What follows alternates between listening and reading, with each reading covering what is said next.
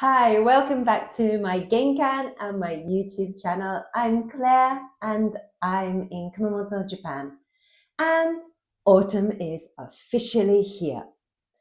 This week was the autumn equinox on September 23rd. It was their national holiday and it truly feels like autumn is here, even though it is still 30 degrees outside midday. So, goodbye in no particular order, to watering woes. We've had a steady stream of little rainfalls, and I no longer have to spend every day wondering, do I need to water? Am I watering too much? And then spending, if I do decide to water, spending basically an hour watering all the garden. So I haven't had to water in a week or so, and that is just bliss. And sadly, goodbye to curly hair. You'll notice as the weeks go by, my hair will slowly get less volume and less curls as the humidity leaves the air and the dry autumn weather kicks in.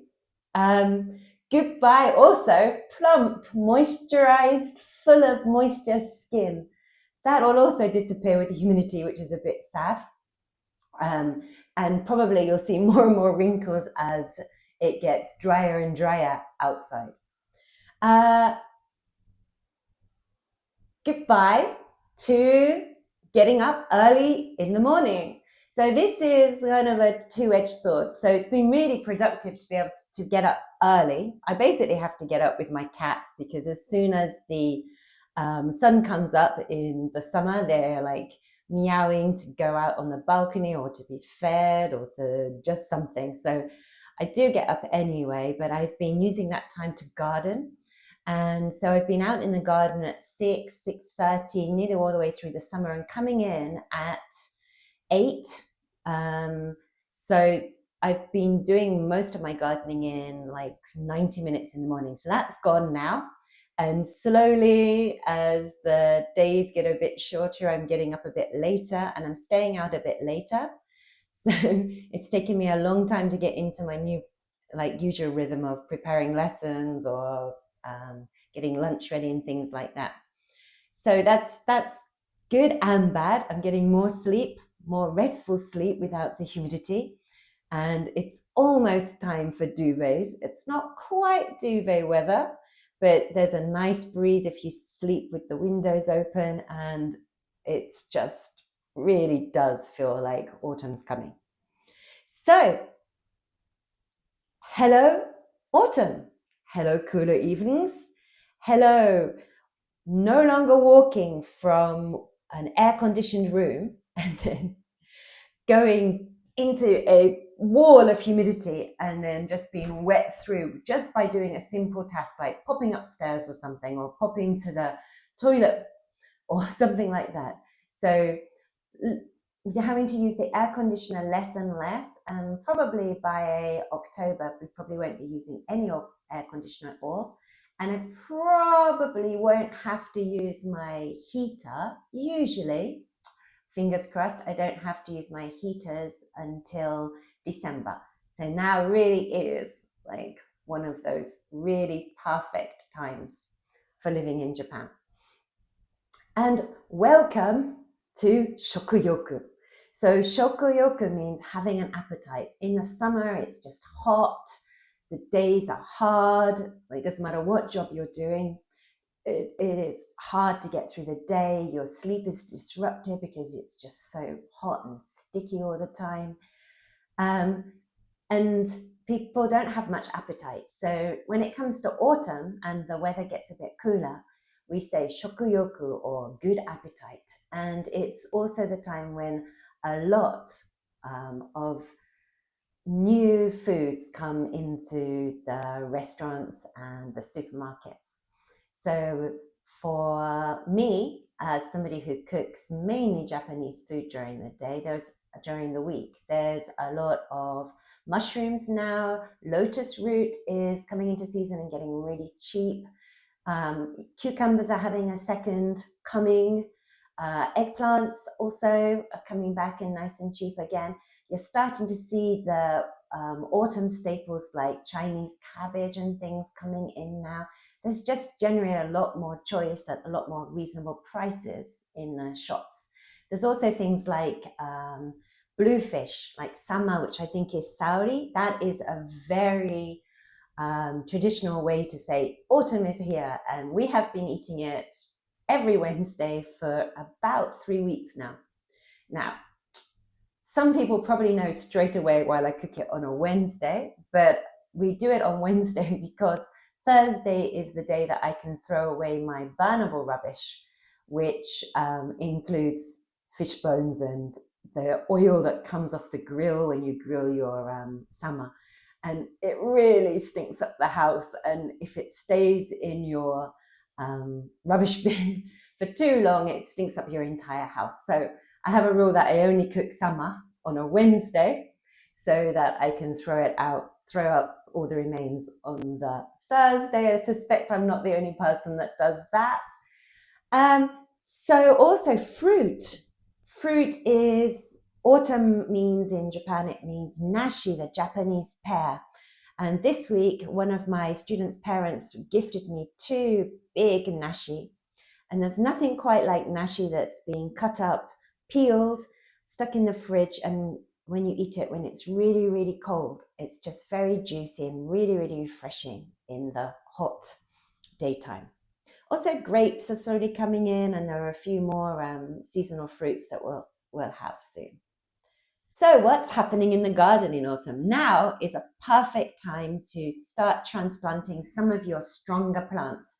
I don't recommend planting anything that's a bit fragile, but anything like my echinacea, my coneflowers, or my daisies, I can dig those up, no problem. My hosta I've already started digging up, and there's a video somewhere on that. And anything that you kind of think will survive is now a good time to move it around to where you've been wanting to place it all summer, but had to wait for the cooler days. This is actually a bit of a problem I have. I spend most of the summer looking at things and going, yeah, want to move you. Yeah, want to move you. Yeah, you're in the wrong place. Yeah, I don't like you there. Yeah, your yellow's too yellow.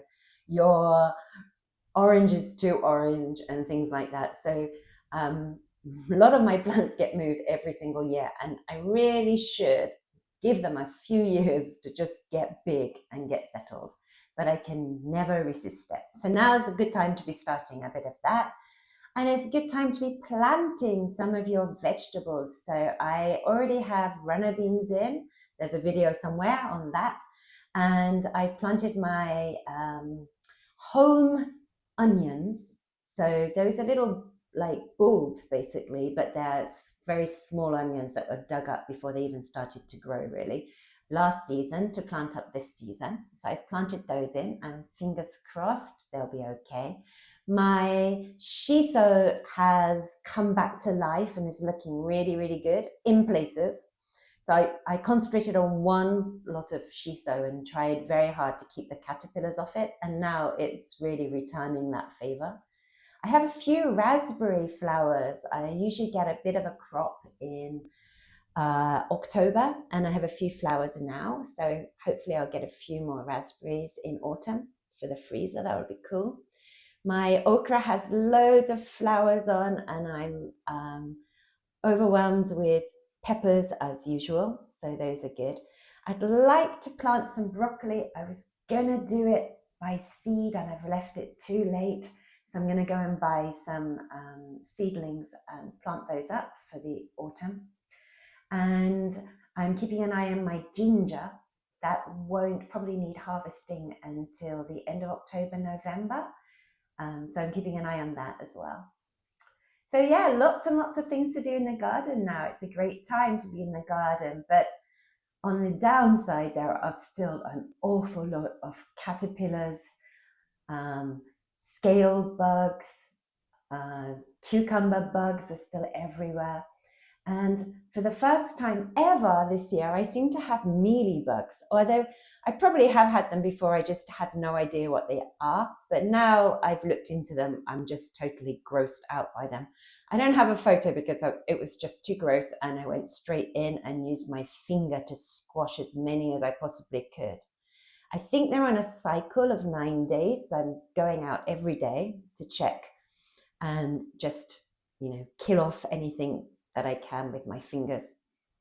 And I have scale on one of my plants, which is a bit disappointing. So I'm going to go out and crush those, and maybe just take a wet tissue, an alcohol wet tissue, and just see if I can get some of them off like that. Caterpillars everywhere still, seriously, caterpillars, just crazy. And I can't just let them, live and turn into butterflies yet, because I need the okra, I need the raspberries to let some flower, I need the shiso. There's just so many plants out there that have caterpillars on. I do spend a considerable amount of time that I would have spent watering looking for caterpillars. So that's the downside of this time of the month. But I think in another couple of weeks, things will be a lot better. And hopefully I'll be able to leave some of the caterpillars to turn into butterflies. Right, so that's my roundup of autumn coming, yay. Also, I put it together a combination, a collage of some of the flowers that are in bloom now. So it's a bit different to the one I did last time. I tried not to just repeat. I hope you enjoy it. Please if you have any questions, please leave a comment in the comment area. I'd love to hear from you. And of course, subscribe if you want to. But honestly, I'm just really happy if I can have views at this point. So thank you for listening this far. Bye.